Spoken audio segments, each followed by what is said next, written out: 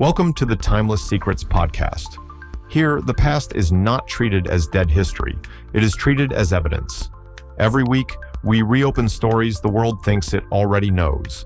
Myths, legends, ancient crimes, impossible choices, and forgotten witnesses. Not to destroy the heroes, but to ask what their stories left buried.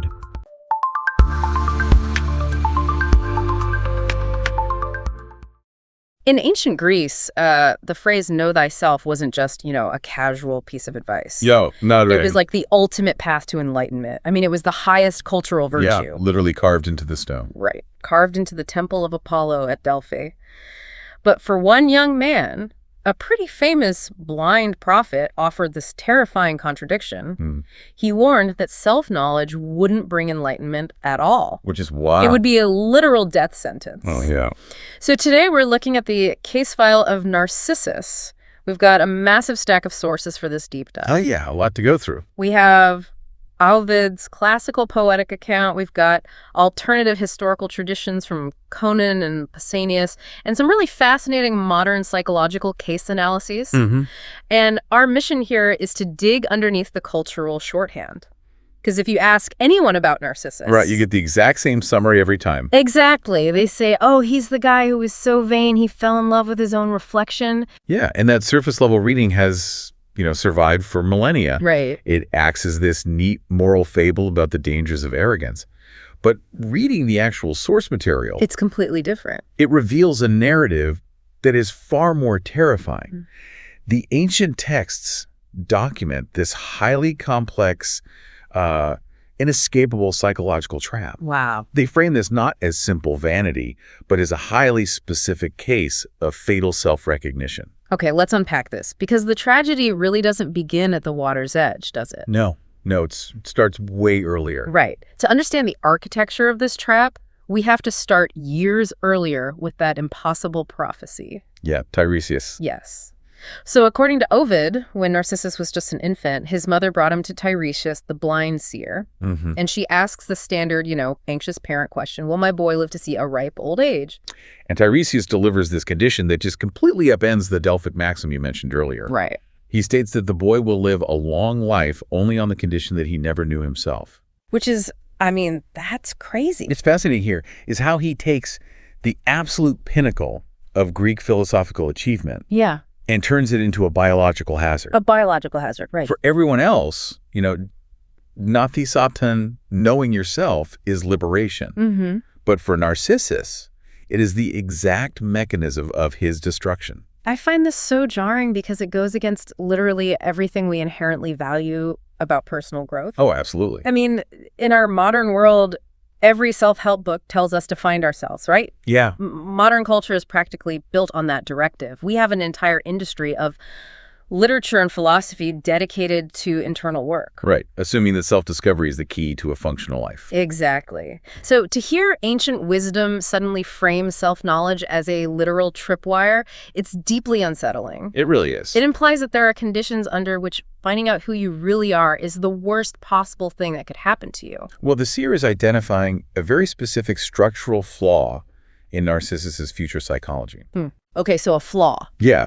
To understand why self-knowledge becomes a lethal threat rather than a cure, we have to look at his behavioral profile before the prophecy is ever fulfilled. Right. How he treated people. Exactly. Yeah. We need to examine how he operated in his environment, particularly his extreme intolerance for interpersonal connection. The sources are remarkably consistent on this visible charge against him. They are. We aren't talking about someone who was simply aloof or, socially awkward.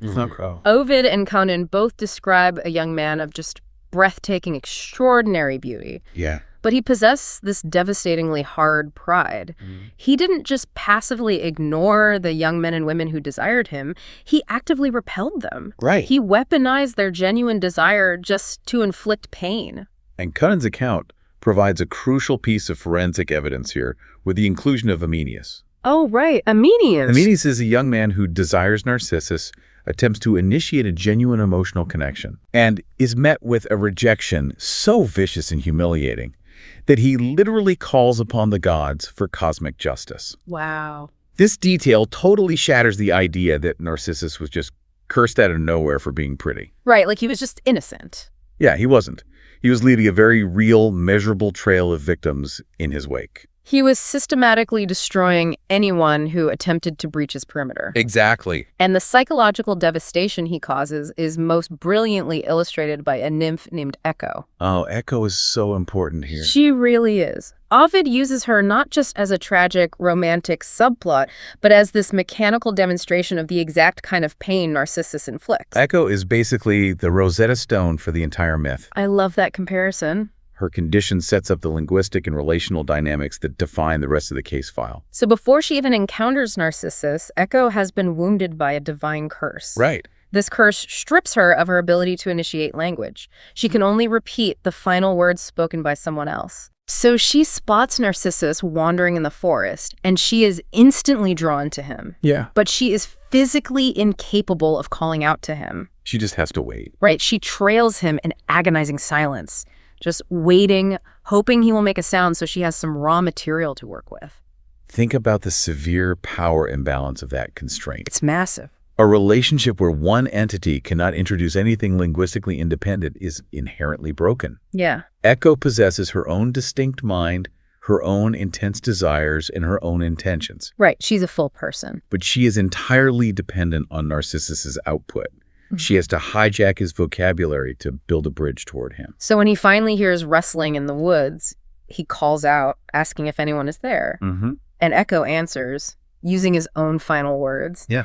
Ovid paints this haunting scene where, for a few fleeting seconds, it almost mimics a real conversation. Right. She's desperately trying to bend the repetition of his words to express her independent affection. Exactly. And when she finally steps out from the trees and reaches for him, He recoils. he is utterly disgusted. He would rather leave her with nothing, reject her completely, than tolerate the connection she's offering. And her physical deterioration afterward is critical. Oh, man. She retreats in humiliation, and Ovid notes that she basically wastes away from the grief. Right. Her body disappears, her bones turn to stone, and only her voice remains. Just an eternal repetition of other people's words. Narcissus proves here that he is fundamentally intolerant of another person's independent desire. Right. He refuses to engage in a genuine exchange with a separate mind. Exactly. And his complete erasure of Echo's humanity is what triggers the divine intervention. Nemesis, the goddess of retribution, hears the prayers of those he has destroyed, like Amanius, and she steps in. Yeah. And the prayer is highly specific, right? Let him feel what it is to love and never be able to possess what he loves. Nemesis is the architect of proportional justice. I mean, that's her whole thing. Right. She doesn't just hand down a generic punishment. She designs a psychological mirror of the crime itself. Which is such a departure from the standard Olympian playbook. Oh, for sure. Usually, divine punishment is spectacular and physically excruciating. Yeah, it's brutal. Like, Prometheus gets his liver eaten by an eagle every day. Arachne is transformed into a spider. Actaeon gets torn apart by his own hunting dogs. Exactly. So Nemesis could have struck Narcissus with a wasting disease or blinded him. Why choose a reflection in a pool of water? Well, standard physical torment would have completely missed the nuance of his cruelty. Oh, so. Pain doesn't teach you anything about the specific nature of a relational transgression. Oh, I see. Nemesis designs an environment of impossible reciprocity. Impossible reciprocity. Yeah. She forces Narcissus to inhabit the exact emotional condition he forced upon Amanius and Echo. Unreachable desire. Precisely. Unreachable desire. So he finds this untouched, perfectly still spring in the woods. He leans down to drink, and there is a stunning young man looking back at him. Right. When Narcissus smiles, the face in the water smiles. When he reaches his hand out, a hand rises to meet his. Yeah. For the first time in his life, he sees someone who doesn't challenge him, who meets his every movement flawlessly. It looks like absolute, perfect reciprocity. Right, but it's completely devoid of intention. Exactly. The water's just bouncing light back at his retinas. Yeah.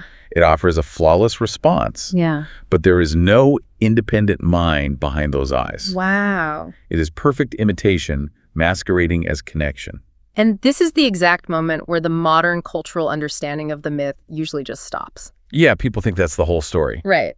The popular assumption is that Narcissus is trapped because he's just incredibly dim-witted. Or just completely absorbed by himself. Exactly. People think it's a tragedy of mistaken identity, that he's so blinded by vanity, he genuinely believes there is a water nymph living in the puddle. If Ovid had ended the story there, it would remain a simple, somewhat shallow cautionary tale. Right. But the text deliberately complicates the trap.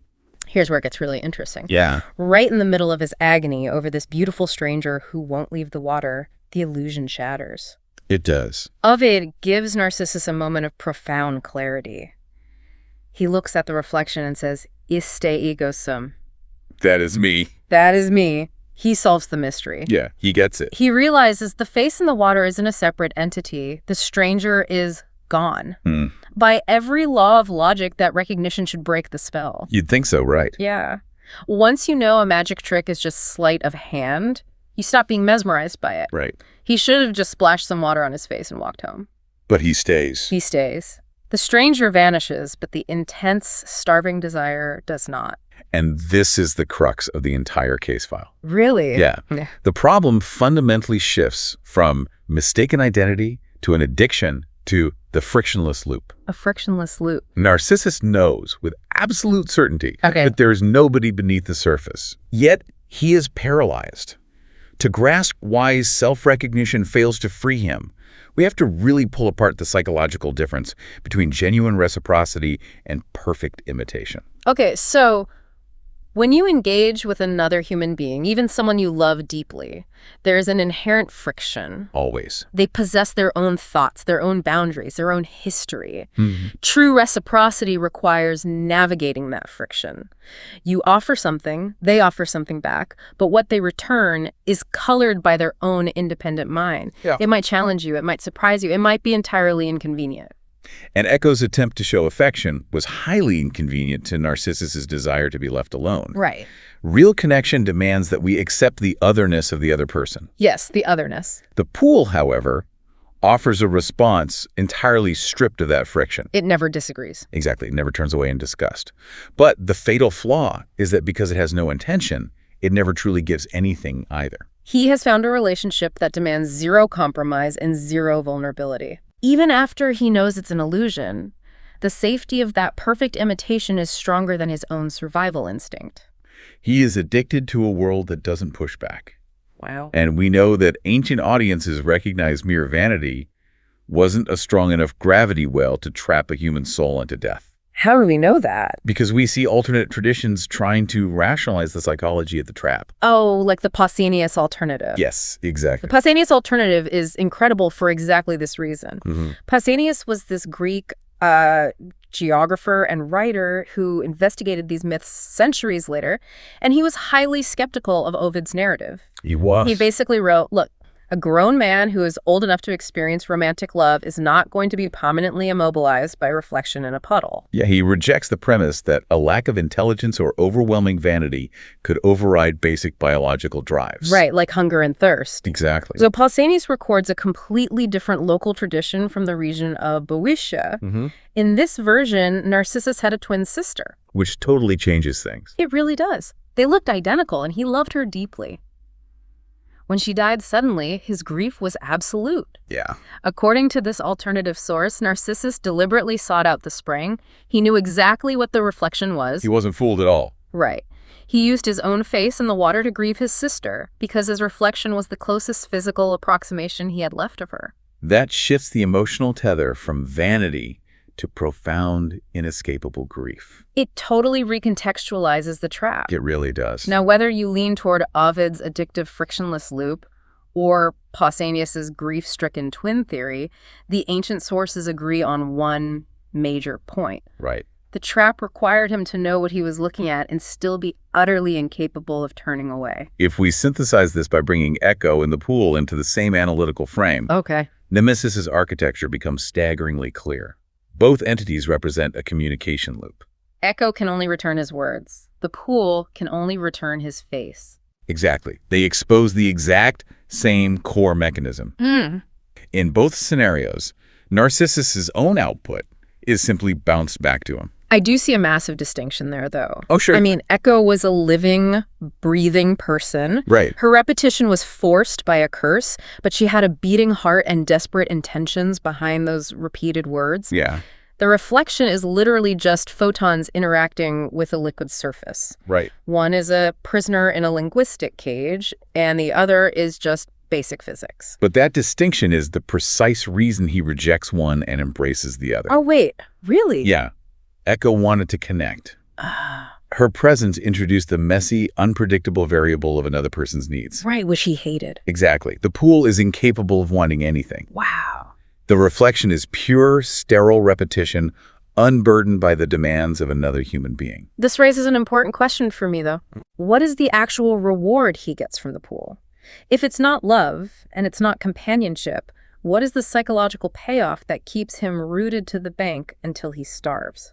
Total, uncontested sovereignty. Sovereignty. The pool provides an environment where he is never challenged and never surprised. Right. He never has to negotiate.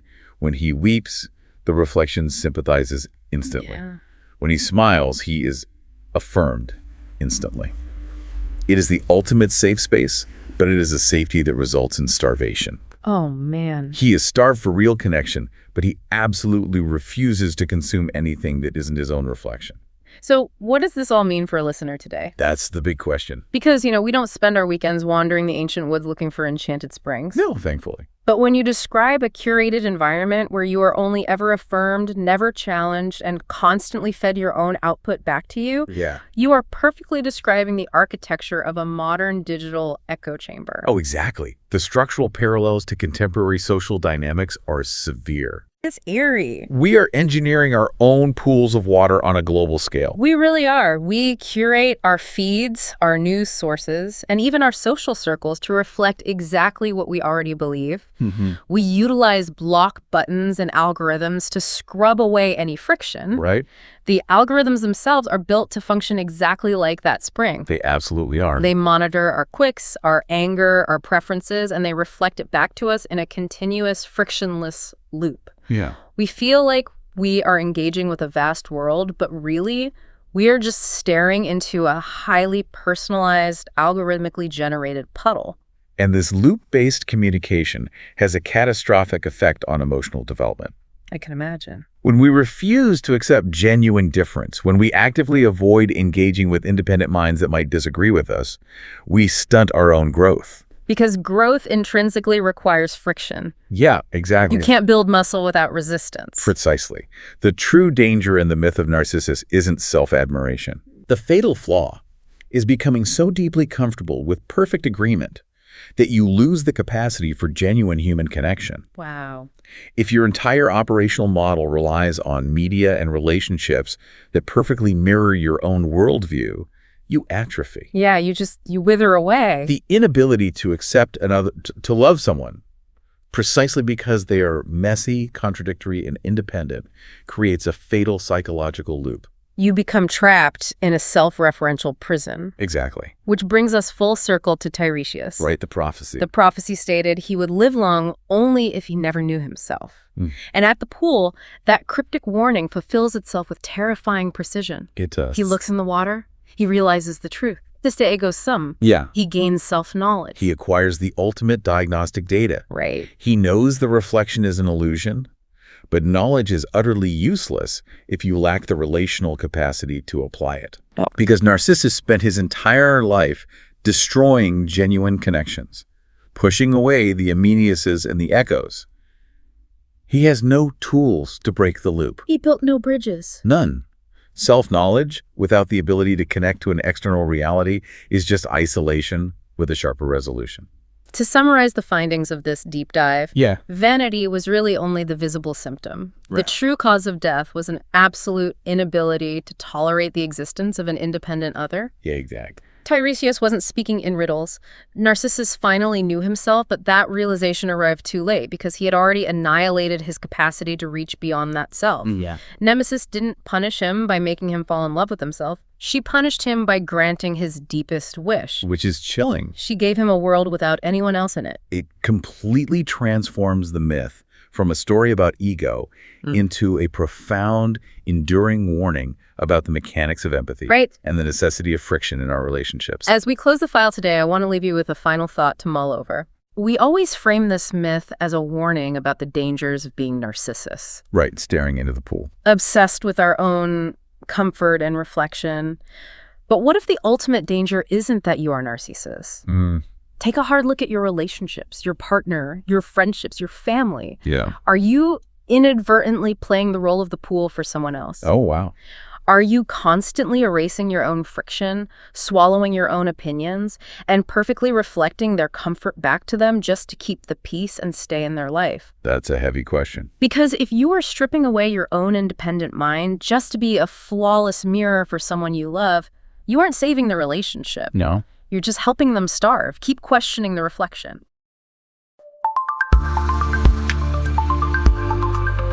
Thanks for listening to the Timeless Secrets podcast.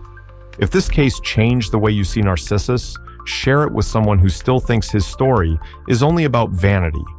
Because self-knowledge does not always set us free. Sometimes recognition comes too late. Sometimes reflection feels like connection.